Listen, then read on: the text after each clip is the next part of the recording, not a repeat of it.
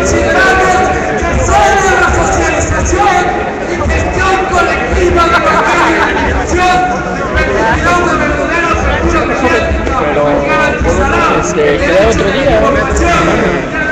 Yo miércoles y jueves, de hecho,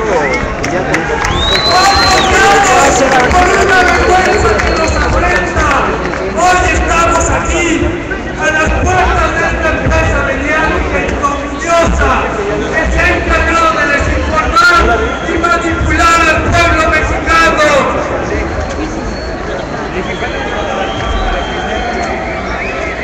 Manifiesto de Dios del siglo XXII al pueblo de México. Llegamos a esta vez mundo.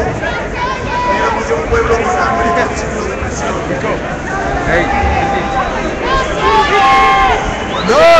Del mundo. Éramos de un pueblo con hambre y con siglos de opresión. Éramos cúmulo de descontento. Éramos fraudes electorales sin revolución. Éramos Chiapas de 500 años sin nombre levantados en armas. Éramos aguas blancas del pueblo en la tierra asesinado. Éramos crisis y deudas ajenas. Manos sin trabajo. Éramos huelga, barricadas aplastadas. Atengus, Oaxaca. Mujeres violadas y asesinadas. Víctimas de represión. Éramos trabajo de esclavos, familias migrantes, infancia calcinada, cuerpos en puentes colgados, víctimas del terrorismo de Estado, moneda de cambio en una campaña, asesinato como libre mercado. No fuimos buscados, siempre fuimos la ineludible consecuencia de un pasado y un presente plagado de certezas impuestas. No somos, sino que hemos sido. Somos el efecto de la muerte y de la indignación. Asumimos la dignidad del difamado y su lucha como propia. Dijimos que no éramos solo un número y que los números no volveríamos a ser sirvientes callados de estadísticas impuestas. Dijimos que yo 632 es ponerse de pie de la frente, negarse rotundamente a agachar la cabeza. Es no aceptar la representación que nos impone como realidad. Yo soy 132, un movimiento estudiantil, social, político, apartidista, pacífico, autónomo, neoliberal, independiente de los partidos, candidatos y organizaciones que responden a un programa electoral, un movimiento democrático, donde la toma de decisiones emana de sus asambleas locales y generales, que trascendió la coyuntura electoral y seguirá organizándose y luchando para transformar profundamente a México, como contrapeso a cualquier decisión política que vulnere los derechos e intereses de nuestro pueblo. Emprendimos el camino, chocamos con monumentos que para nosotros son murallas o fronteras. Nos encontramos con la muralla de un sistema económico que se presenta como inevitable, como un absoluto impuesto a nuestras vidas. Sus ladrillos son la pobreza de más de la mitad de los mexicanos y la obscena riqueza de unos pocos.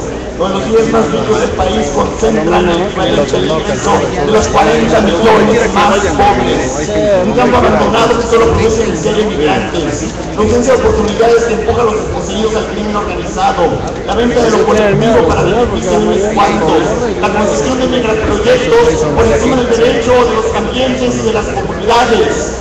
Sobre esta muralla, los poderes colocan con descaro para cautivar nuestras aspiraciones, suculencia, la promesa del progreso, el sueño de algo propio que siempre permanece ajeno. La muralla de desinformación, donde una minoría controla la opinión pública y la verdad es reducida a un artículo más de consumo, concentrado en personajes vacíos de telenovela, en una caricatura triste y cínica de la realidad. Es en esta muralla donde levanta nuestra posibilidad de elegir, como si en verdad hubiese elección alguna y no todo estuviese decidido de antemano por el mejor inversionista. La muralla que protege a las empresas, que envenenan nuestra comida y enferman a nuestros niños, que vuelven a la salud un artículo de lujo en beneficio de intereses corporativos y laboratorios extranjeros, que abandonan a la enferma y al necesitado, a la embarazada, al mutilado, al discapacitado, al agonizante, al recién nacido y a la anciana para saciar la avaricia anónima de las ganancias de la bolsa.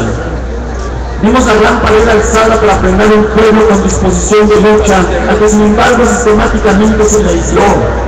Una esperanza en ciernes obligada a gritar en el vacío. desde los días gloriosos de la división del norte y el ejército libertador del sur, a las rotundas peticiones de justicia de las madres, cuyas hijas fueron asesinadas en Ciudad Juárez y en el Estado de México. Desde las grandes movilizaciones de los estudiantes del 29 a las de sus hermanos del 68, del 71, del 99. Un pueblo cuyas acciones y luchas eran fosilizadas y puestas en un museo, cuyo fondo se dejaba de lado para que nadie preguntara, para que nadie supiera. Generaciones de mexicanos con exigencias legítimas, cuya única inspiración era la de construir una nación digna y libre, sin desigualdades que se erigieran contra el derecho de existencia de cada individuo, y que vilmente fueron ahogadas, ignoradas una a una por un afán de saqueo continuo que quiere que su voluntad sea la nuestra. Hace 12 años, gran parte del pueblo le entregó sus mejores anhelos a un hombre, y este cometió uno de los peores crímenes contra la nación: ignorar y pisotear su esperanza. Ellos, un sistema que cree que no podemos mirar por encima de la ciudad murada que nos han querido imponer. Caminamos unos pasos y con la fría estructura nos pegamos. Esa ignorancia sombría, donde se prepara para maquiladores los que tienen la suerte de ir a alguna escuela, y la educación pública es la educación de las telenovelas, donde el fin de enseñar no es el aprendizaje, sino el suministro de mano de obra barata para las transnacionales. Se dice en esta como un regalo la modernización educativa y la lógica donde sobrevive solo el más apto, los exámenes estandarizados, el maestro vuelve a cobrar pagado como modelo de superación. Y al final, no tenemos rostros y manos, un retén nos cierra el paso. Los muros de acero y concreto, los muros piedras y varas, los muros donde mataron a tu hermana, de las desapariciones forzadas, de los daños colaterales que les dibujan las caras, los muros del miedo y las cabezas colgadas, de la impotencia, donde son presentados niños muertos como líderes de bandas, donde no queda voz para protesta y menos para deserción. El muro de la estrategia correcta, donde fuiste acribillado para que estuvieras seguro del crimen y del horror. Hemos caminado tocando contra estos muros y hemos buscado la salida. Pero cuando los vemos en conjunto, hallamos frente a frente un edificio, una estructura que sostiene una sociedad diseñada para el beneficio de unos pocos, donde arriba funcionan perfectamente sus negocios y donde abajo somos aplastados todos. Un edificio muerto, maquillado de juventud, que le echan sin bisagras sus puertas. No queremos edificios viejos, no queremos edificios decrépitos por su corrupción, no queremos muros que nos aplasten. Los jóvenes queremos edificios vírgenes.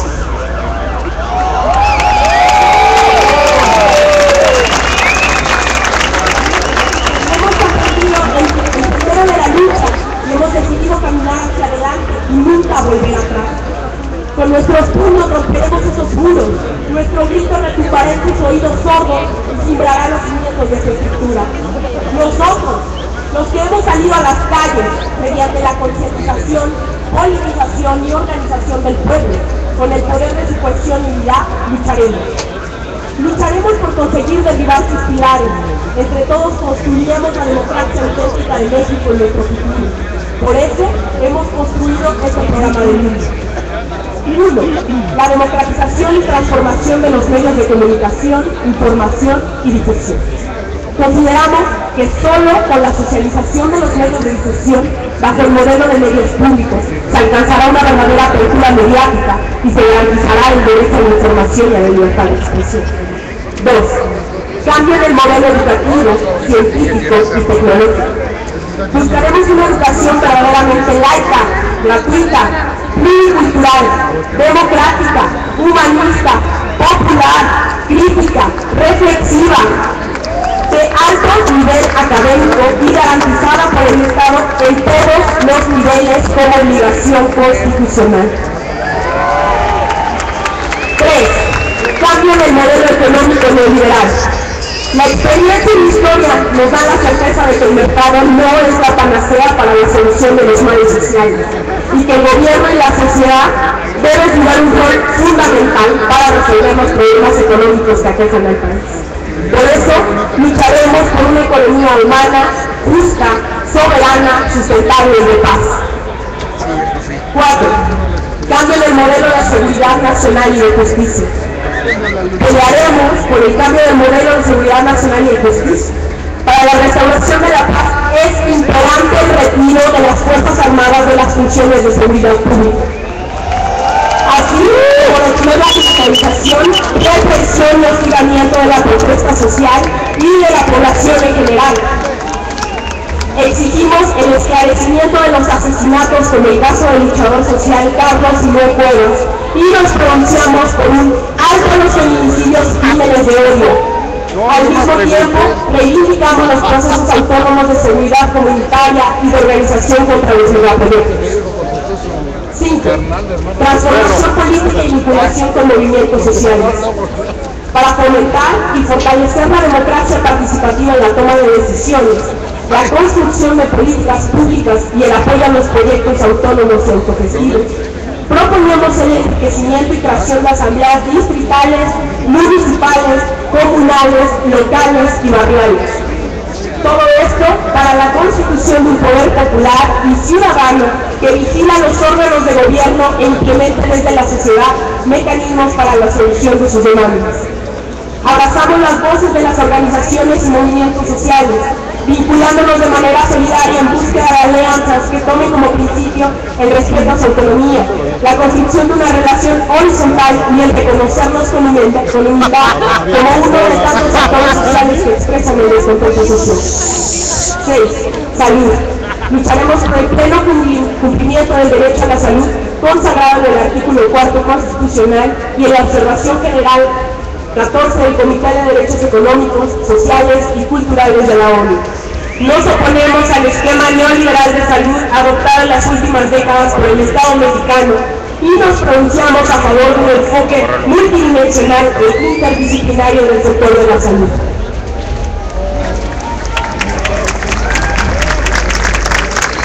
Si queremos una democracia auténtica, será ineludible la democratización de los medios.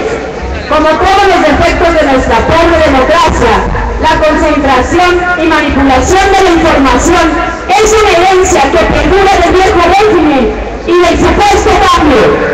A lo largo de casi todo el siglo XX, el PRI cooptó a sindicatos, empresas y movimientos sociales, corrompiendo a sus líderes e integrándolos a su sistema de favores. En el régimen del PRI, las empresas se congratulaban con el Estado para obtener privilegios y así el Estado lograba apuntalar su poder sobre todos los ámbitos de la vida política, económica y social de México. El control de la difusión, de la información y de los medios de comunicación era fundamental para controlar las corrientes de oposición y los movimientos sociales. El contubernio Televisa-PRI tiene más de 60 años de existencia. El niño estaba en la Vidaurreta, el abuelo de la presidenta en 1951 en Canal 3, 6 años después de la creación del PRI. Ascar en la Vidaurreta concretó con el impulso del gobierno priista en turno la concentración de los canales 2, 4 y 5 bajo una sola compañía, Telesistema Mexicano, consolidando el monopolio de la televisión de la época, el cual informaba solo lo que el PRI le convenía, distorsionando la información e ignorando los movimientos sociales que cuestionaban las políticas gubernamentales. La manipulación más descarada fue en el año de 1968, año en el cual el movimiento estudiantil fue atacado, minimizado y censurado por el monopolio televisivo que en aquel entonces produjo 28 telenovelas, entre ellas una cínicamente titulada Pueblo sin Esperanza. El día de la masacre en Tlatelolco, el 2 de octubre, Jacobo Zabludovsky anunció que había sido un día soleado. ¿Quién? ¿Quiénes? Nadie. Al día siguiente, nadie.